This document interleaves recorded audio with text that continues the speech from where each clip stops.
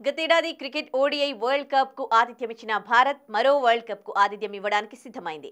Kho kho world cup వచ్చే ఏడాది భారతదేశంలో జరగనుంది. 2025లో ఖోఖో ప్రపంచ కప్ మొదటి ఎడిషన్ భారత్లో జరుగుతుందని kho kho federation of India, international kho kho federation సంయుక్తంగా ప్రకటించాయి.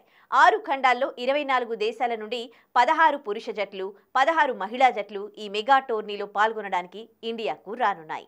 అయితే ఖోఖో పుట్టినిల్లు భారత్ అన్న విషయం తెలిసిందే. బురదలో ప్రారంభమైన ఈ క్రీడ నేడు మ్యాట్ మీదకు వెళ్ళింది. ప్రపంచవ్యాప్తంగా 54 దేశాలు ఖోఖో ఆడుతున్నాయి.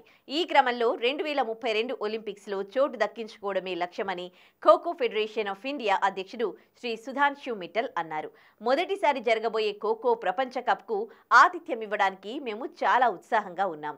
ఈ టోర్నమెంట్ కేవలం పోటీకి సంబంధించింది కాదు, అన్ని దేశాలను ఏకతాటిపైకి తీసుకురావడం కోసం. అలాగే ఖోఖో గొప్పతనాన్ని ప్రపంచానికి చూపాలి. 2032 నాటికి ఖోఖోను ఒలింపిక్ క్రీడగా గుర్తించడమే మా అంతిమ లక్ష్యం. అందుకు ఈ ప్రపంచ కప్ తొలి అడుగు అని సుధాంశు తెలిపారు.